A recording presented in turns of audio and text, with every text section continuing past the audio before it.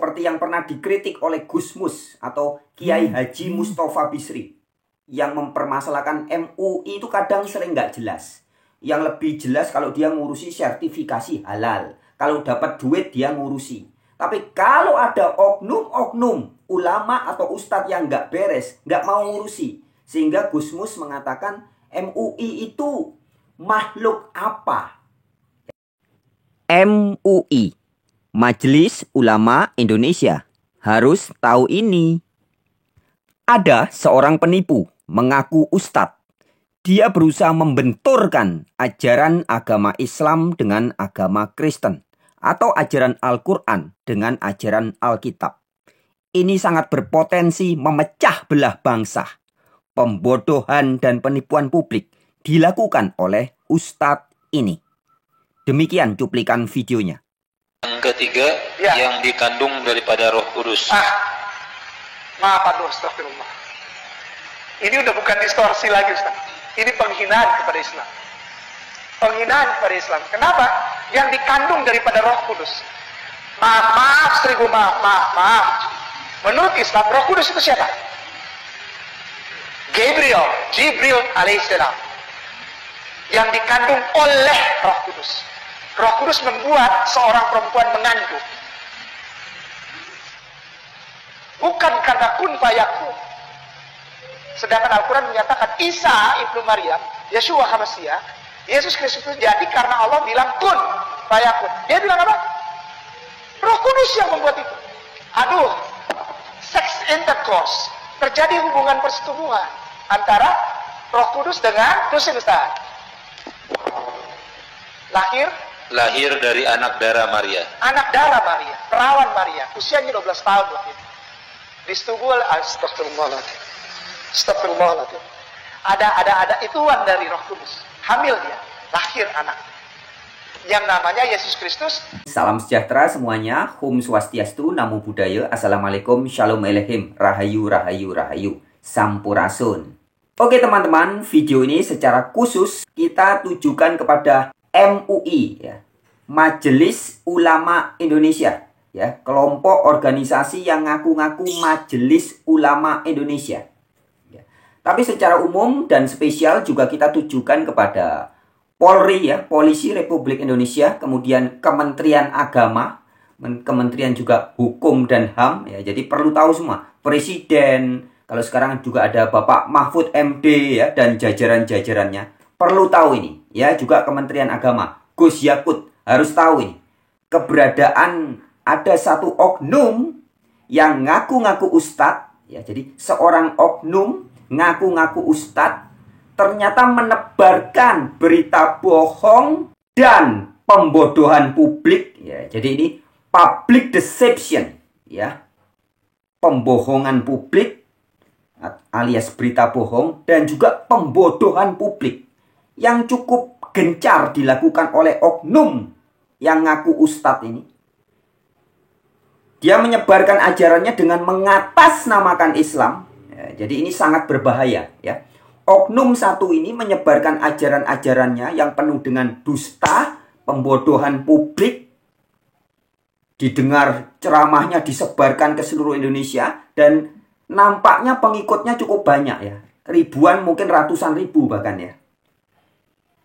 Tetapi ajaran-ajarannya jelas mengandung fitnah, bohong, dan pembodohan publik. Ustadz ini kita kenal dengan nama Ahmad Kainama. Dia konon katanya ngaku-ngaku sebagai mantan Kristen. Tapi ternyata dia belum pernah jadi Kristen yang asli. Dulu namanya Agustinus Christopel Kainama. Setelah ngaku-ngaku jadi Islam, namanya ganti Ahmad Kainama.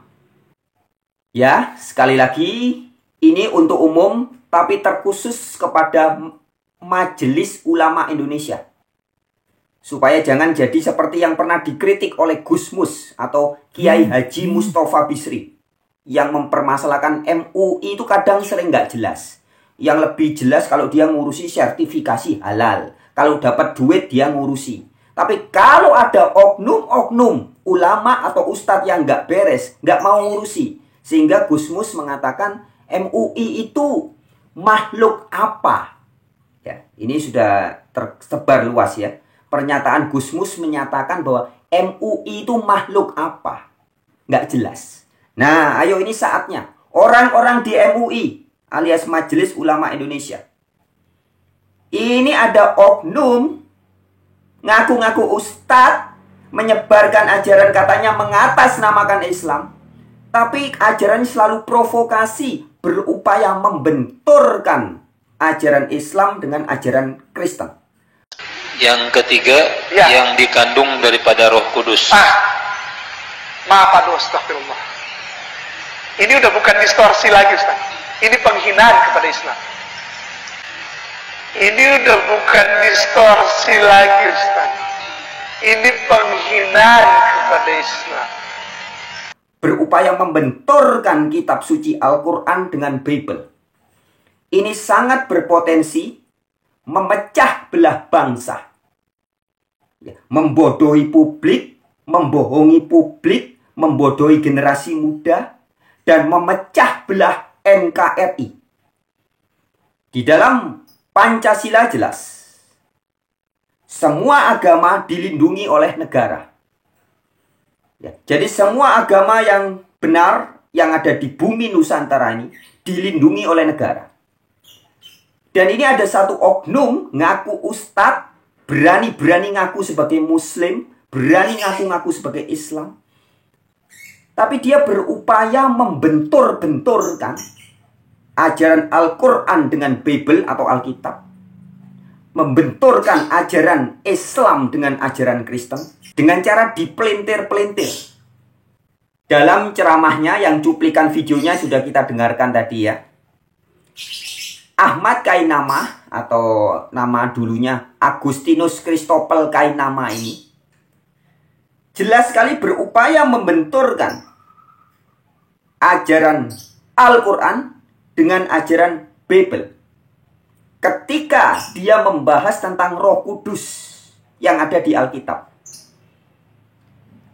Christopel Agustinus Kainama atau Agustinus Christopel Kainama alias Ahmad Kainama yang oleh sebagian orang dianggap sebagai pembina mu'alaf, dianggap sebagai ustadz yang harus diikuti, telah melakukan pembodohan publik, kemudian juga fitnah terhadap teks-teks Alkitab, yaitu ketika di dalam Bible dikatakan kelahiran Yesus adalah hasil Roh Kudus yang berkarya.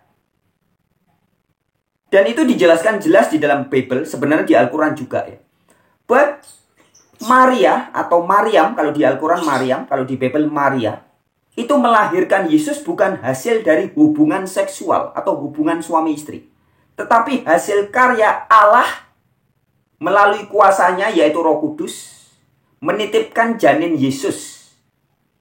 Maka di Alkitab, narasinya di Alkitab dikatakan Yesus itu dikandung oleh Roh Kudus. Ya, jadi Yesus itu dikandung ya, janinnya Yesus, benihnya Yesus itu dikandung oleh Roh Kudus.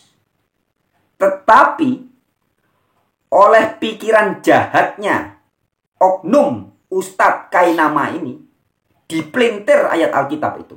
Dikatakan Roh Kudus seks intercourse atau berhubungan seks dengan Maria. Yang ketiga, yang dikandung daripada Roh Kudus. Maaf aduh, astagfirullah. Ini udah bukan distorsi lagi, Ustaz. Ini penghinaan kepada Islam. Penghinaan kepada Islam. Kenapa? Yang dikandung daripada Roh Kudus. Maaf, seribu maaf. Menurut Islam, Roh Kudus itu siapa? Jibril alaihissalam, yang dikandung oleh Roh Kudus. Roh Kudus membuat seorang perempuan mengandung, bukan karena kun fayakun. Sedangkan Al-Quran menyatakan Isa ibnu Maryam, Yeshua HaMashiach, Yesus Kristus itu jadi karena Allah bilang kun fayakun. Dia bilang apa? Roh Kudus yang membuat itu. Aduh, sex intercourse, terjadi hubungan persetubuhan antara Roh Kudus dengan, terusin Ustaz. Lahir dari anak darah Maria. Anak darah Maria, perawan Maria, usianya 12 tahun waktu itu. Disetubui oleh astagfirullahaladzim. Astagfirullahaladzim. Ada ituan dari Roh Kudus. Hamil dia, lahir anak. Yang namanya Yesus Kristus. Dia berupaya membenturkan ya, pahamnya dia yang dianggap sebagai paham Alkitab ya. Itu dibenturkan dengan agama Islam. Ketika dia mengatakan kalau di ajaran Islam itu kan Roh Kudus itu kan malaikat Jibril. Sehingga Kainama berupaya menggiring opini publik supaya publik berpikir bahwa Alkitab itu menghina Islam. Yang ketiga, yang dikandung daripada Roh Kudus. Maaf, aduh, astagfirullah. Ini udah bukan distorsi lagi, Ustaz. Ini penghinaan kepada Islam. Ya, sekali lagi. Agustinus Christopel Kainama atau Ahmad Kainama ini berupaya menggiring opini publik supaya publik para pendengarnya berpikir seperti dia bahwa ayat Alkitab yang mengatakan Yesus dikandung oleh Roh Kudus yang kemudian oleh dia ditafsirkan seenak jidatnya bahwa Roh Kudus berhubungan seks dengan Bunda Maria. Kemudian penafsirannya dia yang super duper bego itu dibenturkan dengan ajaran Islam, di mana di dalam mayoritas, ya tidak semua, tapi mayoritas orang-orang yang ngaku beragama Islam percaya bahwa Roh Kudus adalah malaikat Jibril, begitu ya. Nah, maka oleh Ahmad Kainama ini dibenturkan. Loh, berarti menurut ajaran Kristen, menurut ajaran Bible, malaikat Jibril berhubungan seks dengan Bunda Maria. Nah, kira-kira itu pemahaman itu yang ingin disampaikan kepada publik. Dan ini benar-benar fitnah. Dan si Kainama ini mengatakan bahwa ajaran yang seperti itu menghina Islam. Padahal itu bukan ajaran Alkitab. Itu bukan ajaran Kristen. Tidak pernah ada orang Kristen berpikir bahwa Roh Kudus berhubungan seks dengan Bunda Maria. Tidak pernah. Tetapi oleh Kainama itu dituduhkan kepada Kristen dan kemudian dibenturkan dengan Islam. Seolah-olah ajaran Kristen ini menghina Islam. Ya. Jadi ini yang dibangun oleh Kainama. Berusaha menyebarkan ajaran yang mengatakan bahwa ajaran Kristen menghina Islam. Ini sebuah sikap yang sangat kurang ajar, tidak sesuai dengan Pancasila. Kita ingat ya, Pancasila adalah sumber hukum utama di bumi Nusantara ini. Semua agama yang benar ya, Hindu yang asli, Buddha yang asli, Kristen yang asli, Islam yang asli, apapun kepercayaan-kepercayaan pribumi juga dilindungi oleh negara. Dan ini ada seorang yang berani ngaku-ngaku ustadz, mengatasnamakan ajaran Islam, tapi berupaya membenturkan ajaran Kristen dengan ajaran Islam. Secara ajaran Kristennya dipelintir. Kristen tidak pernah berpikir atau tidak pernah mengajarkan bahwa Roh Kudus berhubungan seks dengan Bunda Maria. Tidak pernah. Tapi hal itu dituduhkan oleh Kainama kepada Kristen. Kemudian dibenturkan kepada Islam. Dengan mengatakan ajaran yang seperti itu betul-betul menghina Islam. Sebab di dalam Islam, Roh Kudus itu kan Jibril, Gabriel, Jibril. Ini kurang ajar sekali teman-teman ya. Kita yang waras tentu menyadari tidak bisa orang sembarangan mencampur baurkan kepercayaan mayoritas Kristen dengan mayoritas Islam. Jika di dalam mayoritas Kristen percaya Roh Kudus adalah kuasa kudus dari Allah, sedangkan mayoritas Islam mungkin mengartikan atau mentafsirkan Roh Kudus, Rohul Kudus adalah malaikat Jibril. Silahkan. Tapi tidak perlu dibenturkan. Karena saudara-saudara Kristen tidak berpikir bahwa Roh Kudus itu adalah malaikat Jibril. Sedangkan saudara-saudara Muslim mayoritas ya, sebagian enggak, tapi mayoritas percaya itu malaikat Jibril. Sedangkan di Al-Quran sendiri, Rohul Kudus kan tidak disebut adalah malaikat Jibril, tidak. Tetapi dalam kurung disebut Jibril ya. Artinya begini teman-teman. Ini tidak perlu dibenturkan. Karena ada penafsiran yang berbeda. Ini ilustrasi ya, peribaratan. Di Bali kata cicing itu artinya anjing. Sedangkan kata cicing di Bandung itu artinya diam. Nah, ketika anak-anak dari Bandung datang ke Bali liburan mungkin gitu ya. Kemudian ketika dalam keramaian ada teman-teman dari Bali, kemudian dia berkata, cicing. Itu bukan berarti mereka mengata-ngatai orang Bali sebagai anjing. Bukan. Tapi maksudnya adalah diam. Karena cicing di Bandung adalah diam. Jadi tidak boleh kita mengatakan bahwa anak-anak Bandung menghina orang Bali. Loh, anak-anak Bandung ngata-ngatain orang Bali sebagai cicing. Nggak boleh. Meskipun sama-sama disebutnya cicing, tapi maknanya berbeda. Itu ilustrasi. Saya beri ilustrasi. Ketika kata gedang di Jawa itu artinya pisang. Di Bali ada gedang juga. Tapi artinya bukan pisang, tetapi pepaya. Meskipun sama-sama buah, tetapi maknanya berbeda. Pisang bukan pepaya. Di Jawa gedang itu pisang. Di Bali gedang itu pepaya. Sehingga satu misal, kita tidak boleh menganggap orang Bali itu bodoh. Masa orang Bali tidak suka gedang goreng? Padahal gedang goreng kan enak. Nah, gedang yang dimaksud di sini pisang. Tetapi orang Bali memang tidak suka gedang goreng. Ketika gedang dimaknai sebagai pepaya. Karena di Bali gedang itu memang pepaya. Orang Jawa tidak boleh memfitnah orang Bali bilang, orang Bali goblok, nggak suka gedang goreng. Ketika yang dimaksud gedang sebagai pisang. Sedangkan dalam pemahaman Bali, gedang itu pepaya. Begitupun sebaliknya. Orang Bali tidak boleh mengatakan, orang-orang Jawa itu goblok. Mosok gedang digoreng. Gedang yang nggak enak digoreng. Gedang kalau masih mentah dibuat sayur. Kalau sudah matang ya dimakan biasa. Atau dibuat es dan sebagainya. Tapi kalau digoreng nggak enak. Karena gedang itu pepaya. Nah, ini pemahaman-pemahaman seperti ini kan harus jelas. Tidak boleh pemahaman Jawa dibenturkan dengan pemahaman Bali. Hanya karena istilahnya sama. Sama-sama gedang. Tetapi maknanya berbeda. Di Jawa gedang itu pisang. Di Bali gedang itu pepaya. Ini analogi ya. Atau ilustrasi. Nah, begitupun dengan istilah Rohul Kudus. Jika di dalam mayoritas Islam memahami Roh Kudus sebagai Jibril, ya silahkan. Tetapi jangan kemudian dipaksakan. Ketika di Alkitab atau di Bible ada kata Rohul Kudus, kemudian juga dipaksa diartikan sebagai malaikat Jibril.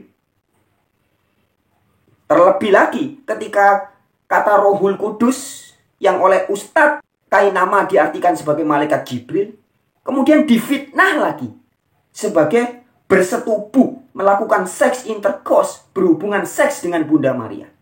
Ini parah. Ini benar-benar pembodohan publik, penipuan publik. Ya kawan-kawan, jadi semoga video ini ditonton juga oleh orang-orang dari Majelis Ulama Indonesia. Supaya jangan sampai Majelis Ulama Indonesia benar-benar jadi seperti katanya Gusmus. Sindirannya Gusmus beberapa tahun yang lalu ya. Kiai Haji Mustafa Bisri mengatakan, MUI itu makhluk apa? Kok nggak jelas?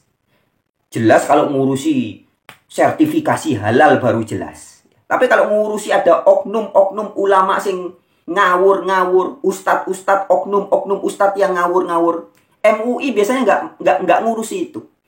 Ya, semoga MUI ngurusi hal ini pada kali ini. Dan juga semoga video ini sampai kepada Kementerian Agama. Supaya ustad-ustad yang model-model gini ini ditertibkan, diedukasi ya. Dan kalau tidak bertobat, tidak mau berubah, ya juga harus diberi sanksi. Ya, dikeluarkan dari NKRI bila perlu. Karena dia jelas-jelas sudah membenturkan ajaran Kristen dengan ajaran Islam. Dengan cara sepenak jidatnya sendiri. Dengan mengacak-acak, menafsirkan ayat-ayat Bible seenak jidatnya. Roh Kudus dituduh berhubungan seks dengan Bunda Maria. Istilah Alkitab yang mengatakan Yesus itu hasil dari dikandung oleh Roh Kudus. Saenak jidatnya diartikan, ya mungkin pikirannya dia nggak jauh-jauh dari selangkangan. Ya, pikirannya selangkangan aja. Hubungan seks saja. Baru dengar istilah anak Allah, pikirannya, wah ini ada hubungan seks Allah, wah makanya ini kafir. Baru dengar istilah dikandung oleh Roh Kudus, pikirannya keselangkangan lagi, seks lagi. Ya. Ini benar-benar oknum-oknum. Ustadz seperti ini benar-benar parah. Ya. Jadi sekali lagi, dengan segala hormat, pihak-pihak Majelis Ulama Indonesia, Kementerian Agama, ya, dan yang berhubungan dengan para penegak hukum juga, yang memperhatikan keamanan negara ini. Kita satu nusa, satu bangsa. Kita NKRI. Islam yang asli, Kristen yang asli, Hindu yang asli, Buddha yang asli, Konghucu yang asli, Kapitayan, Kaharingan, Kejawen, dan spiritual-spiritual Jawa. Semua dilindungi oleh negara, dilindungi oleh undang-undang. Jadi kalau ada oknum-oknum seperti Ustadz Kainama ini, yang berupaya memecah belah anak bangsa, memfitnah agama lain, memfitnah, khususnya dalam hal ini adalah Bible, memfitnah ajaran Kristen, ini harus ditindak. Ya, paling tidak diberi edukasi, dipanggil secara baik-baik, diberi edukasi. Jika tidak mau bertobat, ya harus diamankan. Bila perlu dibuang dari wilayah NKRI ini. Oke, sekian pada video kali ini. Kita jumpa lagi di video-video yang lain. Terima kasih teman-teman. Bila video ini dianggap perlu, silakan bagikan kepada siapa saja yang Anda anggap perlu. Terima kasih. Om Santi Santi. Namo Buddhaya. Rahayu, Rahayu, Rahayu. Salam sejahtera, salam kebajikan, Nusantara Jaya. Assalamualaikum. Shalom Alaikum.